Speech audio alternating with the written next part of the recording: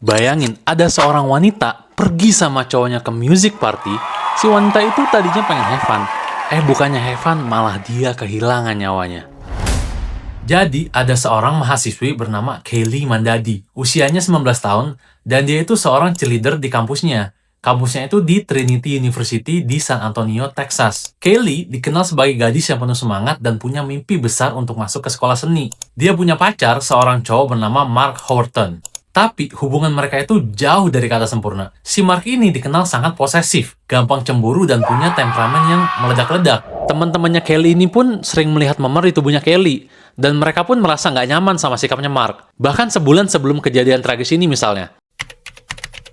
Kelly pergi ke sebuah pesta yang tidak disetujui Mark karena mantan pacarnya Jet juga ada di sana. Gara-gara itu, si Mark tuh ngamuk. Dia ngerusak kamar asramanya si Kelly, ngelempar semua pakaian dan barang-barangnya keluar jendela, bahkan memecahkan laptopnya si Kelly. Saking parahnya, polisi kampus sampai dipanggil, dan Mark akhirnya dilarang masuki area universitas. Tapi Kelly entah kenapa masih tetap mau mencoba memperbaiki hubungan itu.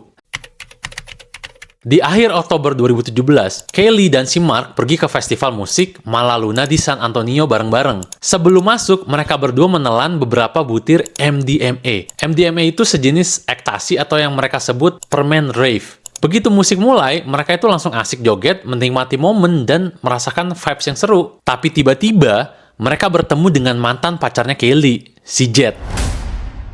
Dan si Mark ini, dia langsung bisa merasakan bahwa Kelly itu masih ada perasaan sama mantannya itu. Jadi seketika, si Mark jadi marah besar dan langsung menarik Kelly menjauh dari obrolan. Of course ya, pertengkaran pun terjadi. Tapi ini bukan yang pertama. Tapi kali ini, pertengkaran mereka itu sangat-sangat buruk. Si Mark sampai ngomong, "Kamu harus lupakan si cowok itu." Dan disitulah Kelly kayak melempar bom yang membuat suasana tuh malah makin panas. Si Kelly ini malah bilang, "Gua rasa gua masih punya perasaan sama si Jet." Dan hal itu membuat si Mark semakin naik pitam. Pertengkaran makin memanas. Mereka saling teriak dan suasana festival yang tadinya asik malah jadi rusak. Sekitar pukul 3.45 sore, mereka masuk ke mobil Mercedes milik Mark. Sepanjang jalan, pertengkaran masih terus berlanjut. Mark mengklaim bahwa Kelly ini merobek bajunya sendiri dan mulai menghantam-hantamkan kepalanya ke jendela mobil. Dia bilang dia berulang kali harus memenggangkan kepalanya si Kelly agar si cewek ini berhenti melukai dirinya sendiri. Namun, jaksa penuntut punya versi cerita lain. Mereka menduga Mark lah yang secara brutal memukul Kelly di dalam mobil.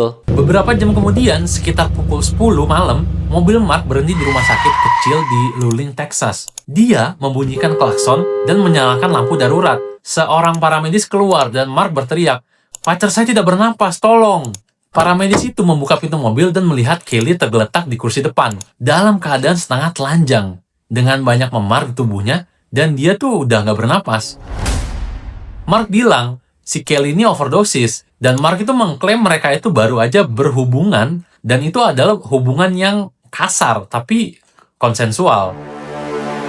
Lalu dia bilang Kelly itu tertidur abis itu. Dan ketika dia mencoba membangunkan si Kelly ini nggak merespon. Dia juga bilang dia langsung panik dan membawa Kelly ke rumah sakit terdekat. Lalu Kelly segera dibawa masuk. Para dokter berusaha menyadarkannya 7 kali tapi gagal. Setelah diterbangkan ke rumah sakit lain di San Antonio, Kelly dinyatakan udah mati otak. Pihak rumah sakit memanggil orang tua Kelly, Allison Steele dan Lawrence Badland. Karena otaknya udah mati, maka orang tua Kelly itu, mereka pun harus membuat keputusan yang sangat sulit untuk melepas alat bantu hidupnya si Kelly. Sementara itu, polisi membawa Mark ke sebuah ruangan di rumah sakit dan bertanya apa yang terjadi. Mark menceritakan ceritanya dengan tenang. Jadi Mark itu bilang mereka itu pergi ke festival, pakai narkoba, lalu minum dan berantem. Setelah itu, dia bilang mereka pergi ke tempat parkir dan berhubungan. Dia bilang Kelly itu overdosis karena narkoba yang udah dia pakai beberapa jam sebelum di festival. Kisah Mark ini terdengar masuk akal bagi polisi, jadi mereka ya udah biarin si Mark pergi. 3 bulan kemudian, laporan autopsinya si Kelly itu keluar. Laporan itu bilang, Kelly itu meninggal bukan karena overdosis, melainkan karena trauma benda tumpul di kepala dan wajahnya. Luka itu begitu parah, menyebabkan otaknya berdarah hebat. Bahkan, sebagian otaknya itu terkelupas dari tengkoraknya. Maka, karena hasil autopsinya itu, kematiannya Kelly itu dinyatakan sebagai pembunuhan. Lalu, karena hasil otopsi itu, polisi langsung menangkap Mark. Mark didakwa atas pembunuhan tingkat pertama. Tapi ceritanya nggak berhenti sampai di situ. 2 tahun kemudian, kasus Mark itu disidangkan. Jaksa penuntut menampilkan bukti text message yang sering menunjukkan bahwa Mark itu sering banget ngancem si Kelly. Termasuk ngancem bunuh diri jika Kelly itu ninggalin dia. Jaksa juga menampilkan bukti kekerasan sebelumnya, seperti saat Mark itu mengamuk dan merusak kamarnya si Kelly. Mereka bahkan menunjukkan foto-foto memarnya Kelly dan bersikeras bahwa itu adalah bukti dari pemukulan-pemukulan brutal yang Mark lakukan. Namun, pengacara Mark itu punya argumen yang kuat. Dia bilang memar itu bisa aja disebabkan oleh para medis yang melakukan CPR dengan brutal. Dia juga bilang MDMA yang dipakai Kelly itu bisa meningkatkan tekanan darah dan menyebabkan pendarahan otak. Bahkan, mantan pacarnya Kelly, si Jet, juga dipanggil untuk bersaksi dan ceritanya itu nggak konsisten, yang ngebuat kredibilitasnya si Jet ini jadi diragukan. Setelah persidangan yang panjang, para juri itu berunding selama 10 jam. Mereka kembali, tapi mereka itu nggak bisa mencapai kesepakatan. Hakim menyatakan bahwa ada kesalahan persidangan atau mistrial. Artinya, kasus ini harus disidangkan kembali. Orang tuanya Kelly, Allison, dan Lawrence, mereka itu hancur banget. Mereka sadar mereka harus menunjukkan kepada juri di sidang berikutnya apa yang sebenarnya terjadi malam itu di mobilnya Mark. Jadi mereka harus mengambil tindakan sendiri. Nah, mereka berdua itu bukan orang biasa. Ibunya ini adalah seorang ilmuwan dan ayahnya adalah seorang insinyur untuk NASA. Jadi mereka itu akhirnya mulai bekerja. Pertama, si ayah ini mempelajari foto-foto dan laporan autopsi selama berjam-jam. Dia fokus pada 2 memar spesifik. 1, lingkaran kecil di atas telinga kanannya Kelly, dan satu lagi itu di sisi lain kepalanya di atas telinga kiri. Mereka pun punya teori yang sangat spesifik. Mereka yakin Mark, si cowok, mendorong kepalanya Kelly dan membenturkannya ke tombol kunci pintu mobil. Tapi mereka belum selesai. Mereka melacak mobil Mercedes-nya Mark, dan ternyata mobil itu udah dijual Mark bertahun-tahun yang lalu. Tapi mereka berhasil menemukannya, dan mereka membelinya dari pemilik yang baru. Mereka kemudian membersihkan mobil itu dengan sangat cermat, berharap bisa menemukan sisa-sisa bukti. Meskipun tidak menemukan sidik jari atau DNA, mereka sekarang punya kendaraan tempat itu terjadi. Lalu, mereka menyewa investigator swasta untuk membantu mereka merekam ulang kejadian itu. Mereka bahkan pakai aktor dan merekamnya di dalam Mercedes yang asli. Ayah Kelly bilang mereka perlu menunjukkan kepada juri apa yang terjadi sama Kelly. Video sederhana itu dibuat untuk mendemonstrasikan teori mereka tentang bagaimana luka fatal itu bisa terjadi.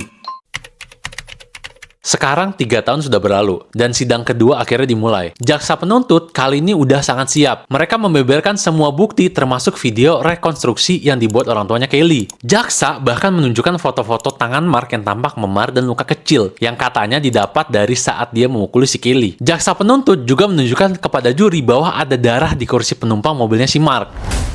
Di sisi lain, pengacaranya Mark kembali dengan argumen yang sama bahwa luka Kelly itu bisa disebabkan oleh CPR atau overdosis yang menyebabkan pendarahan di otak. Dan akhirnya, tiba saat-saat penentuan.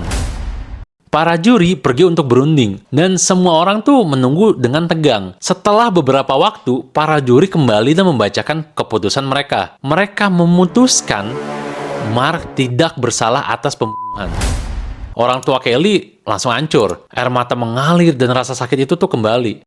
Tapi, para juri menambahkan sesuatu. Mereka memutuskan Mark bersalah atas penyerangannya yang membuat Mark bisa mendapatkan hukuman maksimal 20 tahun penjara. Dan akhirnya, hakim menjatuhkan hukuman maksimal untuk Mark. Mark dijatuhi hukuman 20 tahun penjara. Setelah putusan itu, ibunya Kelly, Allison, berbicara di depan media. Dia bilang, meskipun bukan putusan yang sempurna, kami bersyukur karena dia mendapatkan hukuman yang pantas. Nah, tapi dari kisah yang menyedihkan ini, ada hal baik yang terjadi. Sebagai penghormatan untuk si Kelly, keluarganya si Kelly itu berhasil meloloskan undang-undang yang disebut Clear Alert, singkatan dari Coordinated Law Enforcement Adult Rescue. Ini adalah sistem peringatan darurat di Texas untuk orang dewasa yang hilang dalam keadaan mencurigakan, terinspirasi dari perjuangan mereka saat awal-awal mencari Kelly.